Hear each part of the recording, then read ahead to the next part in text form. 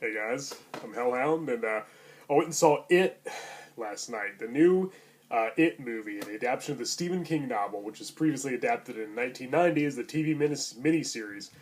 Yeah, I did.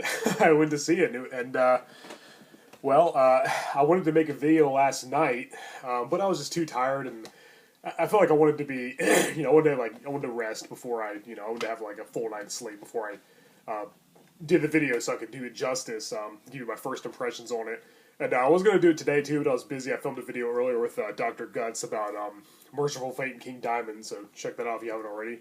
And so finally, giving my first impressions of It. I know my Psycho review, I said I wasn't going to do this, but I have to do it because this movie was awesome.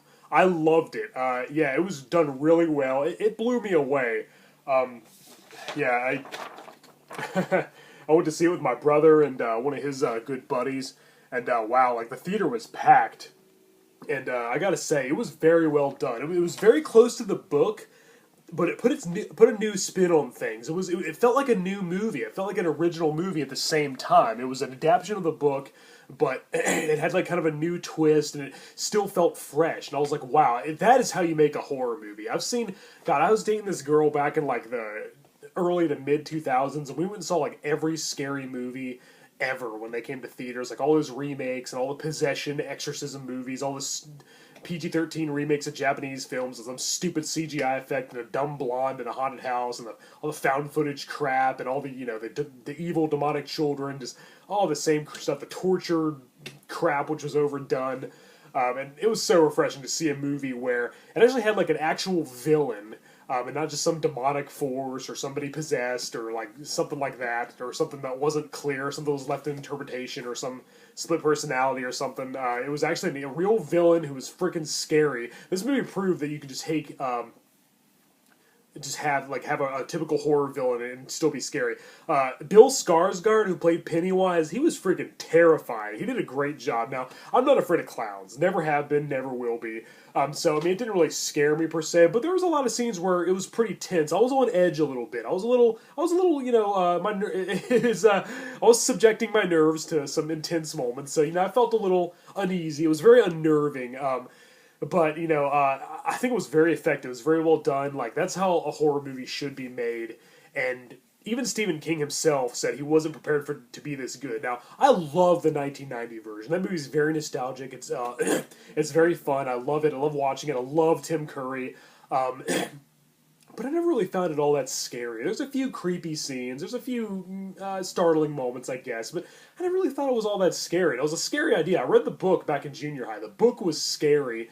I thought it was a little too long and had a little bit too much unnecessary filler. The whole origin of it, like the creation of the universe, that a turtle with a upset stomach threw up the whole universe, and it was the only thing that could kill it, and the macroverse, and the ritual of Chud, and like the over-the-top like sexuality stuff, the kids having an orgy in the sewers, and like all the perverse, you know, graphic stuff that I could do without all that. I thought that was scarier in the movies when it was a mysterious creature, just a demonic entity. You don't know where it came from. It had no explanation. There's no origin, no motivation. There's no rhyme or reason. It was just like some otherworldly demon that feeds off of children and feeds them their fear and turns into whatever they're afraid of. I didn't need an explanation. But I still loved the book. It was excellent. It's one of Stephen King's best. It's one of those creative ideas, and this movie really did it justice. Again, the 1990 film's still great. I still love Tim Curry. His performance as Pennywise was iconic and unforgettable. But boy, was Bill Skarsgård scary, man. He did it very well. Gosh, he always had this evil look. It's kind of like the Kubrick stare. It kind of reminded me of Jack Nicholson in The Shining when he was staring out the window. That's what it reminded me of. I wonder if Skarsgård took inspiration from that. And I think it was definitely a Heath Ledger type situation. How in that Bill Skarsgård totally got lost in the role. Like, he became the character. He wasn't just acting. He wasn't playing a part. He just became the character. And I didn't even see an actor. I didn't even see Bill Skarsgård. I saw Pennywise. I saw an evil, demonic, shape-shifting clown. It didn't seem like a performance to me. And, whereas Tim Curry, as great as he was, and he always will be, and always be partial to Tim Curry's version, too. I mean, come on. it's Tim Curry, but he's played characters like that before. Whenever I see Bill Skarsgård, I know he's in Hemlock Grove, but whenever I see him in interviews, he seems really serious and just really normal, kind of like Heath Ledger was. That's why it's a similar situation. Wow, he really pulled off a great performance. Like, oh my gosh, I'm really looking forward to seeing him in more. I'm really going to follow his career now. I'm going to follow his work, and even if he's not playing a villain, which I think he excels at that, uh, I'll still be paying close attention to his to movies that he's in from now on. Him and his brother Alexander Skarsgård, who was best known for Eric Northman and True Blood, and of course their father Stellan. I guess the whole families are into the acting biz. But yeah, wow, he just blew me away. He was really, really scary. They really knew what the people who made this movie really knew what people found scary. The thing is, in the original and even in the book, it would turn into stuff like werewolves and mummies and and stuff like that, and like people aren't scared of stuff like that anymore. In the book, I remember he turned into Frankenstein monster, he turned into Dracula, he turned into a huge bird. That stuff isn't really scary. In this movie, Pennywise turned into grotesque, horrid abominations, like really dangerous, deadly-looking monstrosities that had no rhyme or reason. They were just like they weren't even like there was like a leper that was really scary, and this creepy old woman with a creepy face. There was a little bit of moments that had like a little too much CGI for my taste. Just CGI would never look real to me. I always prefer practical effects, but I think there was enough practical effects and costumes that made up for it. So it didn't bother me too much. And so yeah, boy, like when it was on screen, whether he was Pennywise the clown or whether he was one of these other creatures, he was always freaking scary. But I just loved watching him. I couldn't take my eyes off the screen. I was glued to the screen every minute. Like I was just so into it. And my brother, he was really into it too. He didn't say, he barely like moved during this movie. He was just so into it. His buddy who sat behind us, he was kind of acting silly. He was kind of like he would talk during the movie a few times. I kept having to tell him to shh, but but he had a good time. And he was. And after the movie, he showed me he had a really cool clown tattoo. And it looked like Pennywise from the original. I was like, man, am I in the movie? It was just weird. It was so fitting. He was like, hey, look at my tattoo. I was like, that looks like Pennywise. After we just saw the movie together, I thought that was weird. But anyway, yeah, we all had a good time.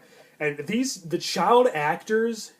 Wow, yeah, my gosh, Bill, Ben, Richie, and Beverly, and Mike, and all the rest of them, and Eddie. God, they were so good. They were so believable. I don't know where they found these kid actors. I know the guy who played Richie Tozier is the star of Stranger Things, which is a great show. But wow, yeah, I don't know where they found these kids. They were so believable, and they were so realistic. They were very charismatic. They had great chemistry together. I thought that they might not be able to top the kids in the 1991, but boy, was I wrong. I mean, those kids were great, too. Those actors were incredible. Probably just as good, really. I don't think that, one's really better than the other. And these kids were funny, too. They were witty. Richie Tozier was hilarious in this movie. He, every line, he stole every scene he was in. Every line was funny. His bickering back and forth with Eddie was just, oh man, it was a riot. And Eddie was a little potty mouth in this one, too. He was constantly cursing, the over-the-top profanity. He was just, it was really funny. He wasn't just the nerdy, geeky, asthmatic kid this time. He was actually, man, he would actually mouth off to Richie quite a bit. And they would make fun of each other's moms and stuff. And, yeah, the kids were good. Yeah, I don't know any of their names, I apologize. But, yeah, the girl who played Beverly, man, when she was scared, you felt like she was really scared. I think, gosh, these kids were fantastic actors. I thought that, man, were they really scared in real life? I bet in some scenes they were. I bet when they saw Bill Skarsgård in his full makeup for the first time, they kept him separate from the cast for a reason. When they finally saw him, I'm sure they were terrified, but it was very genuine. But they said they all got along on set and stuff. I've read a lot about the movie. Yeah, these kids were fantastic. I just love them all, and it's kind of sad, that they're not going to be in the part 2, but I know that they have to be adults, they have to grow up, and that's one of the interesting parts of the story. But I'm just going to miss those kids so much. I thought they were so good, and if this hadn't been a horror movie and these kids were just the stars and it was just about them being a group of friends, I still would have loved it. Sometimes when they were on, they were all talking and interacting with each other. I forgot that it was a horror movie. They were that good. Yeah, it was just, wow, the acting was incredible in this. And yeah, all the adult characters were just, wow, despicable and just totally sleazy. And it was a little implausible that every adult character was abusive. Even the librarian was, giving Ben a hard time because he spent too much time in the library and not time outside with his friends. And then, Eddie's mom and Beverly's dad, and God, especially Henry Bowers, the bully. His father was really abusive, and it was a lot closer to the book too, in that respect, and in a lot of ways. But as I said, still kept things fresh. It turned into new monsters. Like there are ideas. I know the leper. I think the leper was actually in the book, if I remember correctly. And I'm glad they left out all the explanation, the ritual of Shud, and the kids going in the smoke hole, and having the turtle explain everything that happened and help them defeat Pennywise and all that stuff. But I remember back when like I watched the 1990 version, I felt like every time like the part one was told through flashbacks, and I felt like that was kind of hard to follow and incoherent. And every time it switched back and forth from the present day to the past, it kind of took me out of the movie a lot. And I always said, man, I wish they would just had a part one where they were kids the whole time, no flashbacks, no memories. And then part two, they grew up, and they're doing exactly that with this movie. This was just part one. We still have another part coming. It is a long movie. It's like 2.5 hours long. So we're going to have a part two that's probably just as long. So it's not over. This isn't over. This is just so exciting to me because I wanted more. I left the theater wanting so much more, but in a good way. It wasn't like I was underwhelmed. I was very overwhelmed. This was exceeded my expectations and then some. And I'm so glad they're actually doing that. And so yeah, we're going to see part two. I hope they get really good adult actors. I hope they look like grown-up versions of the kids. I hope they have the chemistry, because one of my biggest problems with the 1990 version was that I feel like the child actors upstaged the adults, like, and then some. Like, the adults were good. They're all good actors. All the John Ritter and Tim Reed and all them. They're great, but I don't know. Like, it just I don't know. There was something off about them. There's something off about the chemistry. Like the fact that they're kids, it makes them more vulnerable, and no adults believe them, and like they're kind of trapped. Like they're forced to face it to save their own lives. When they're adults in the second half, they could leave the town of Derry whenever they want. I mean, they don't have to be there. And there's several cases that it's actually afraid of them, and he actually tries to discourage them from coming. So I feel it was more powerful and a little more, tense when they were kids, and plus I enjoyed the characters much more when they were kids. It was that way in the book too. But this movie still took a lot of liberties, but still, one big change was that in the original part one in the book, it was in the late 50s, 1960 in the 1990 version. This here, it actually took place in the late 80s, 89, I believe.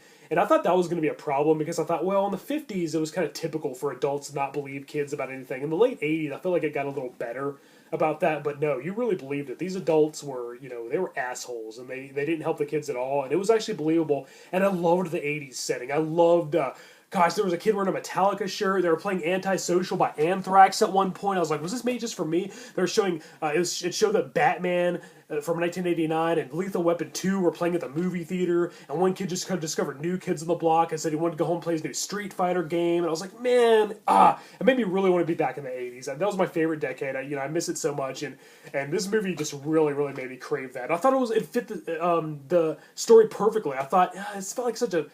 In the book, I was like, man, it was like, I thought the 50s setting fit it perfectly, and like they wouldn't be able to do it justice with the 80s, but it fit very well. It wasn't distracting at all. I loved the 80s setting. I thought it was a great addition. I'm really glad they did that. It was very innovative, and it worked. It felt really old, too. Like, it still felt really old school. It still felt like a long time ago, like it was just hopeless, and like, it was like a hopeless time period where horrible things were happening. It was just a horrible, bad part of history. That's what it kind of translated to me in the book. And I felt like this worked, too. That was in the late 80s. So part two is obviously going to take place in the present day, like, I guess it would have to be 2016 or 2017. roughly 27 years. Every 27 years. In the 1990 version, it was every 30 years it would come back to feed on children.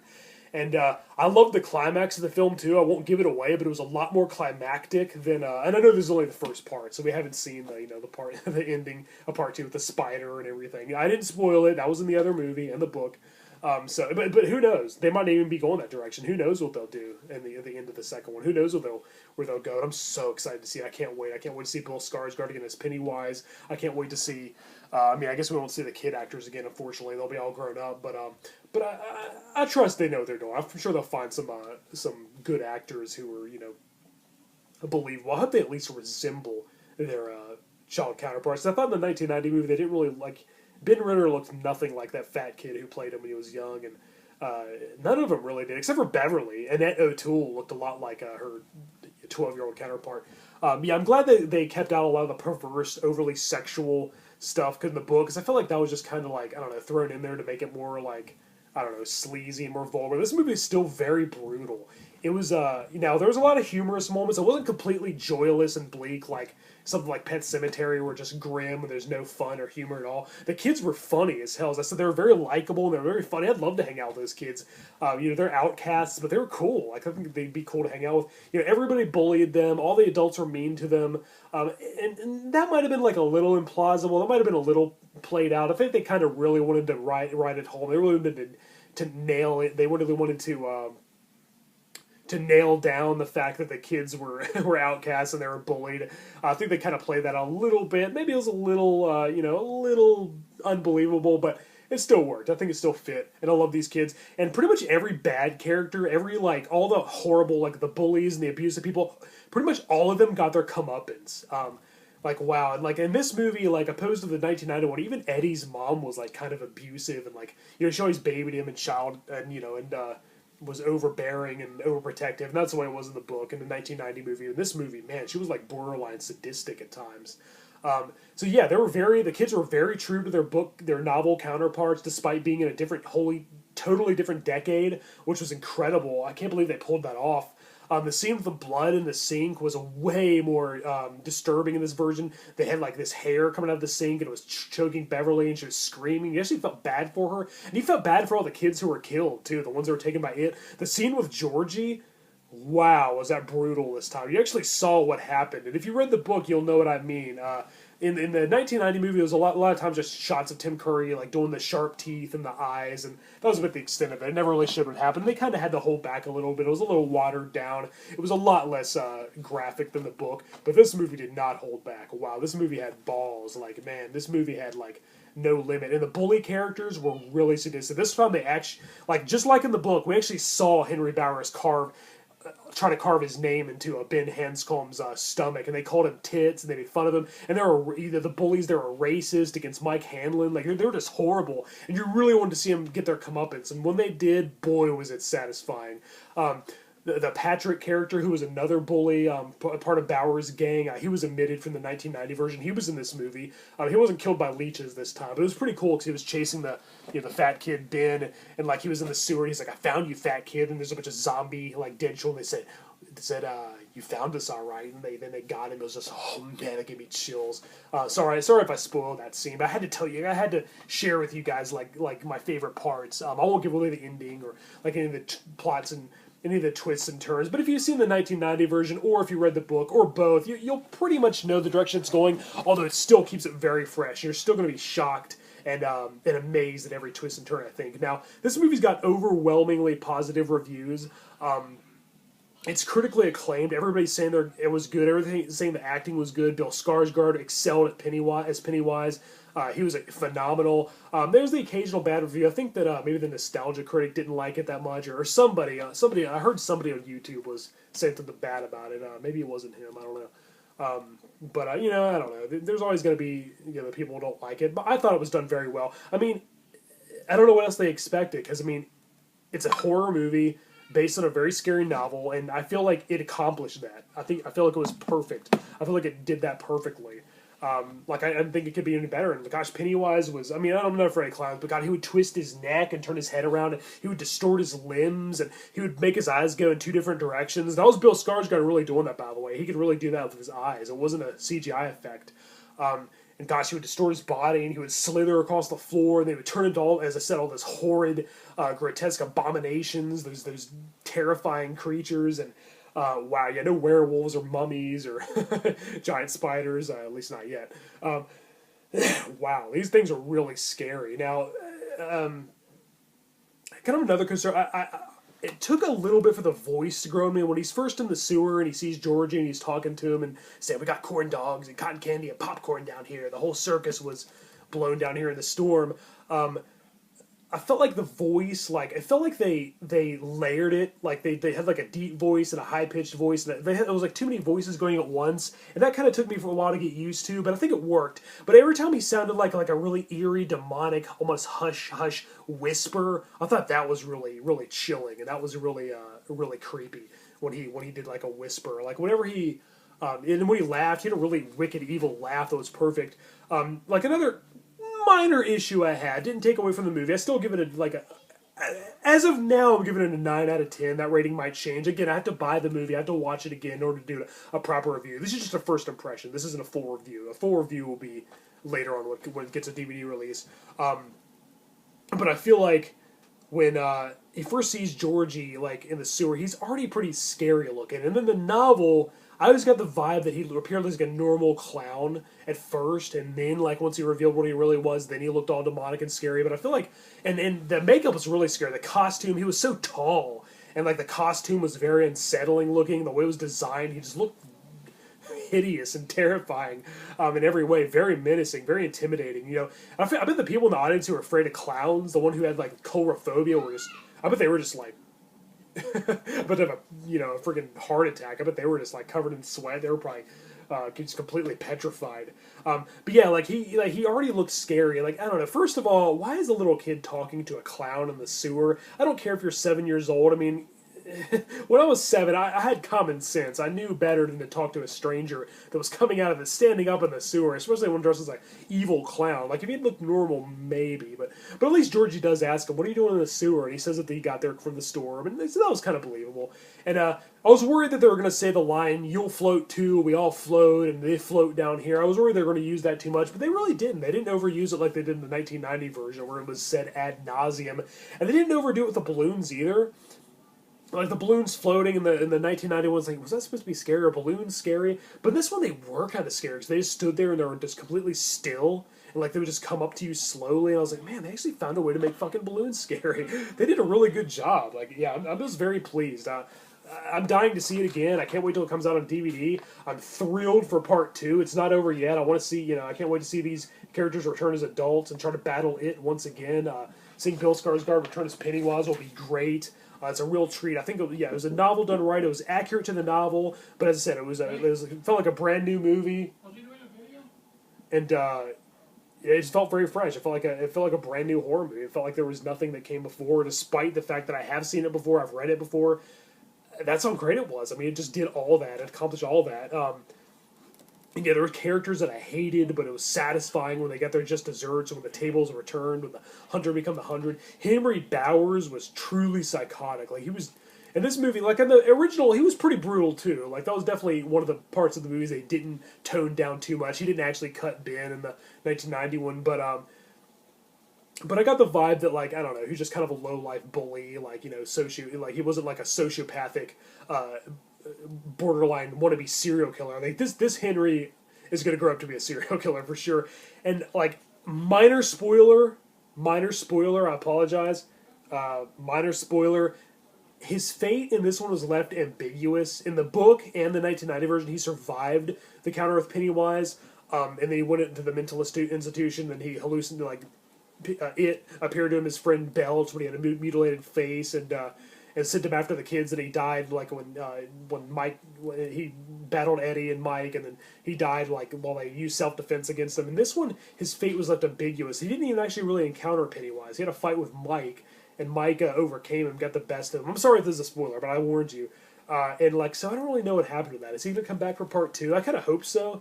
But it was pretty rewarding seeing one of the bullied victims of his abuse turn against him, especially Mike. He was like him and Ben were like the main ones that he terrorized, and so yeah, he was just a very dangerous character, and like he was done very well. His whole gang was done well. He belched, the guy burps all the time. He was just like he was in the book. And yeah, it was just like an 80s version. Like everybody was wearing like 80s shirts, and like there was so many references that. Bill had a poster of Beetlejuice, a poster of Gremlins in his room. I was like, man, I would get along with these kids so well. I fit in so well back then. It was before technology took over. Like, everybody's just excited about their new video game, or their new CD, like an actual physical CD you could hold in your hand and put in a player, not a file on a computer somewhere, some downloaded crap. But, I got that vibe. It just made me feel so happy. It made me feel so, like, warm inside. It's such a terrifying movie. And, like, last night when I was sleeping, I heard noises. like in my room, and I was like, oh boy, I hope Pennywise is like, my room's really dark now. I put up some new curtains. It's pitch black in here at nighttime, which I love. I love the darkness. And I was like, man, I get like, I guess Pennywise is coming to get me, and it kind of like lulled me to sleep. Like it made me relax thinking that Pennywise was in my room. I know I'm sick. I'm messed up. I need help. But yeah, Pennywise is very well done. Bill Skarsgård has really won me over as an actor. I mean, not that I wasn't really familiar with his work before, but now I'll be definitely watching his career carefully, as well as the other kid actors. I want to see them in more movies. Even the kid that played Georgie was really good. Maybe he can be the next Elijah Wood. Who knows? I loved all the kid actors. They're all very good. I'd say the kid who played Bill, and the girl who played Beverly, especially, and Richie Tozier. They were all really good. Guys, they were also good. I mean, Eddie and Ben, they were all good. Mike, they were excellent, and yeah, all the adult characters are just despicable. I just hated that. I just despised all the adult characters completely. But most of them got their comeuppance, like I said, so it was very rewarding to watch that. Yeah, all right. Well, I guess I'll go ahead and wrap this up. Those are my first impressions of It from 2017. Eventually, I'll get the movie on DVD. I'll rewatch it. I'll let it sink in a little more. I'll analyze it a little further, and I'll really build my opinion more, like see if it's changed, see if I rate it higher or lower, who knows. But I can't stop thinking about it. It's all I thought about since I saw the movie last night. It's been on my mind all day. I kind of want to watch the 1990 version now, but I'm just like, the fact that they jump back and forth from the past and the present and the flashbacks, it worked in the novel, but I feel like that didn't translate well on screen. It made it kind of hard to follow, and I don't know, a little monotonous, but I'll probably still watch it. I'm in the mood to watch it now. I crave more Pennywise, and that's the closest I can get. But yeah, I still love the 1990 film, but it was very, very tame compared to this one. This movie made the 1990 film look like a freaking Raggedy Ann cartoon. But yeah, everything was well done. The acting, the directing, the writing, the style. There's a really creepy old house. The settings and locations were great. The scenes in the sewer, the scenes in that eerie old house with the old the rotting well that was in the middle of it. Was like an old well that was just like rusting away. Really creepy looking house with a creepy looking tree and the demonic creatures chasing the kids outside of it. Great, really, really tense, well done, effective scenes that really were thrilling you and had you on the edge of your seat. Yeah, everything was done well. I can't praise it enough. And yeah, as I said, I had a few issues with it here and there, and like more on that to come when I give it a full review someday. Minor things, and maybe I'll like look at it a little more when I get it. Maybe I'll have more to complain about. Maybe I'll have even less, and they're not even really complaints. They're just things that I noticed that. There was another scene, an Easter egg. There's a scene where Richie Tozier is the one. He's afraid of clowns in this one instead of werewolves, and there's a scene where there's clowns everywhere. The fact that that's Pennywise's favorite form. That's the form that he takes the most. Is the clown, obviously. It's like not its true form, but like one of its favorites, one of its main forms. And there's clowns everywhere. And like one of the clowns I noticed, like clown mannequins, clown dolls. One of them I noticed that was to the left of the screen looked like the Pennywise from the 1990 version, the Tim Curry version. I thought that was a cool little nod because it's such a well-known movie. It's so iconic. I feel like they had to pay a little bit of tribute to it, despite the fact that it's following the book and not at all a remake of the 1990 film. It's just another adaptation of a book. But yeah, I want to see more King adaptations. We've seen Carrie's been adapted 3 times. I'd like to see another Salem's Lot. That the 1979 version and the 2003 version both did things really well, and then did things not so well. If they combine the good traits from each of them, you can make a really good, really faithful adaptation. I'd like to see another adaptation of Salem's Lot. Not made for TV, but shown theatrically, and like actually be closer to the book and not watered down and toned down and with less violence and profanity. Because maybe the people who made It could make it. There you go. That'd be good. All right, guys, on Hellhound, I think that's all I wanted to say. If there was anything I forgot to add, I apologize. I probably won't make a part 2 because we're reaching the 30-minute mark, and I think I said all I wanted to say. Maybe I'll talk about it more in the description below, so read the description. I might add more thoughts here and there. Things might come to mind. I'll be like, oh, I forgot to mention this. Oh, and there was this really important scene, and this really integral thing that I forgot to mention, but oh well, I think I did it justice. All right, guys, definitely go see it. I cannot recommend it enough. You'll be very happy you did. It's probably the biggest movie of the year. I'm hearing about it a lot. It's all over the news. People are loving it. Everybody's talking about it. It's really fun to be a part of that. I'm glad I got to experience that. Go see it. You will not regret it. All right, guys, I'm Hellhound, and until next time.